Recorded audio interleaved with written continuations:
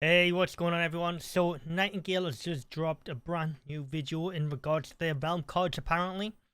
So, for the uninitiated regarding Nightingale, again, I need to emphasize that I am under an NDA for Nightingale, so I basically can't say anything. But I haven't seen this video. What we know about realm cards so far, which is public, is that they a combination of cards will generate a procedurally generated world once you go through a portal or a biome or something like that. So let's take a look at it. Yeah, here's my reaction.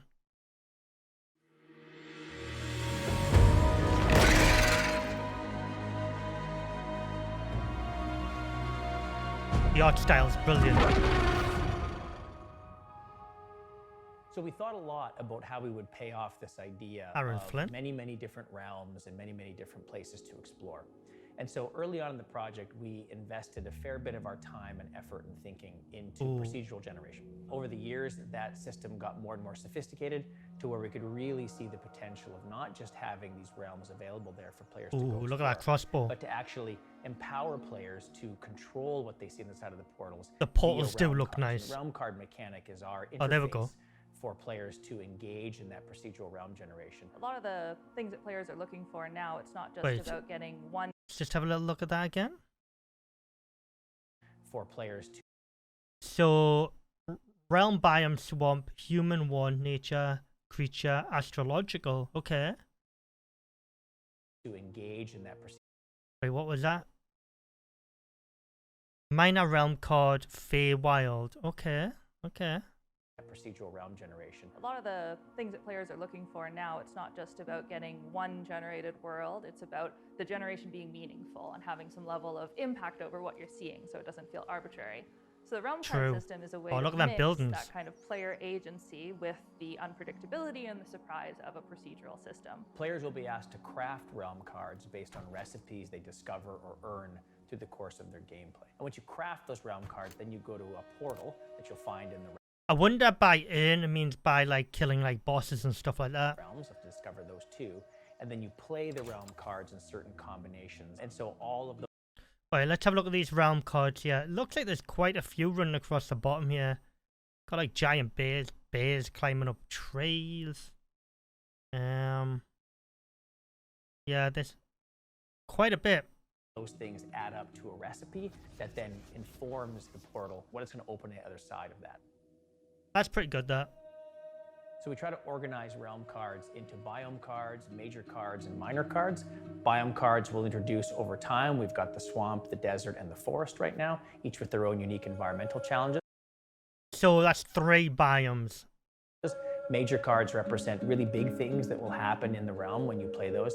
And then minor cards, there could be dozens of realm cards in the minor set when we release into early access that have little adjustments and little tweaks on what you get on the other side. So say that you want to go out and you've got a few different environments you could go to. You can choose, do I want to go to a forest? Do I want to go to a desert? That's the kind of thing you'll be picking your cards for. Then beyond that, maybe you want to go hunting. Maybe you want to go looking for natural resources. Maybe you're just looking for something. So basically, you can basically dictate what you want to go. So if you fancy going hunting one day, you just get a bunch of cards, and then you can go hunting. Once you figured out the card system, I would imagine. Something new, and so you might have a card called something like the Hunt, and playing that on top, you're going to get more of that focus on, dangerous creatures that you can be looking for to collect their hides, or just you want a good fight. And on top of that, you might be thinking, well, I really, I don't like nighttime. I find it stressful. I don't feel like that today. Well, maybe there's a card you can play on top of that to make it so that the sun never sets. So once you've opened the realm cards, you'll have a portal that you can go through to get to that realm. As long as that portal stays open, you can go into that realm. But once it closes, that realm is lost. Using the same combinations of cards in the future will get you the same type of realm, but it won't connect you to that exact same one before. Okay, so that's pretty major. So you can use the same card combination and the same types of cards, but you'll not ever get the same type ever again. You'll get something similar. It's good to remember. So as you stack up realm cards and go further and further on your adventures, you're going to find higher and higher tiered resources. And if you craft things out of those higher and higher tiered resources, the gear that you make will be more powerful and stronger as a result. And so you're going to want to progress and find those more challenging realms so you can get those better resources, so you can keep up with the ever more dangerous challenges you're going to face. Okay. One thing you can do is if you're That's playing pretty with cool. your friends and they've used, a set of realm cards that they have, maybe even ones you haven't seen before, they can open up a portal and you can go through. So if you have friends who've, gotten some exciting cards and want to show you the way, then you can tag along and maybe hope to make those cards yourself one day. So that a quick TLD on that is, if you're lazy or not lazy, if you want to be carried, for example, you can get your friends to carry you. Yeah, I know a few people who might be trying to utilize that.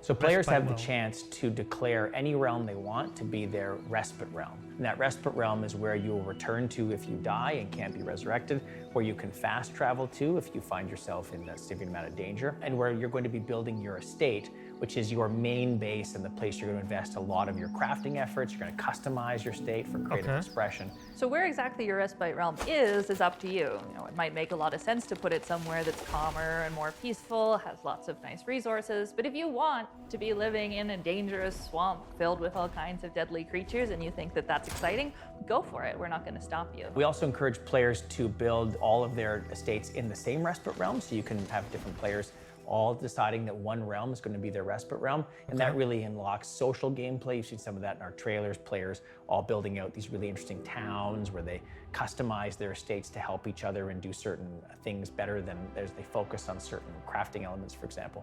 Eventually, if you choose to move on and move your respite realm, then you'll close your last one like any other kind of realm. Okay. But that is the one kind of persistent place. When you log back on, that's where you're going to be. Future content, okay. So realm cards are something we can keep adding to as we keep working on the game. That's new content, gorgeous, that. new cards to give it to you. They're not something that we have a set number of. We keep adding to it more and more to show you new places. They're not something that we monetize. They're something that are available for you to craft and keep seeing new. So again, I can't say much, but I'm glad they've said that that realm cards won't be monetized. Yeah, that's important, because there's a lot of companies out there who would have latched onto that and monetized that kind of item so you can get better biomes and stuff like that. So that's really good of them. Places as we go on.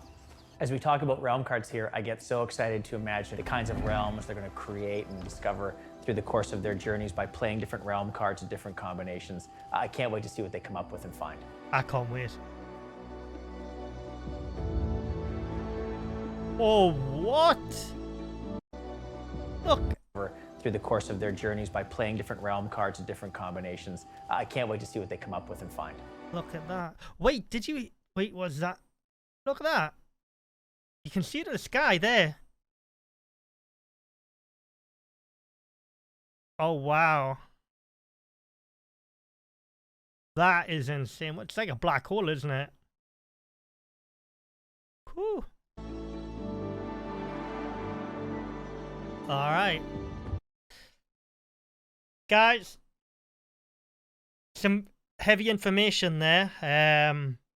So yeah, the realm cards, basically, you can use the same 3 combos again, and you'll not get the same buy. You might get something similar, but you're never ever going to get the same setup twice. So that's good to know. You can move your base as well. That's good to different your respites.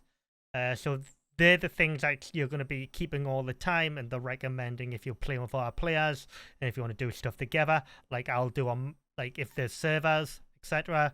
With my community, we'll be moving together, working together, and stuff like that. So that's really cool. Yeah, some really interesting information in there, guys. Let me know down in the comments what you thought. As always, I'll leave a link down for the Nightingale YouTube, Twitter, all of that good, Instagram, all that stuff in the pinned comments if you want to go and check them out. Give them a follow, sub, all that good stuff. And yeah, let me know down in the comments as well what you thought of this. Thanks for watching, guys.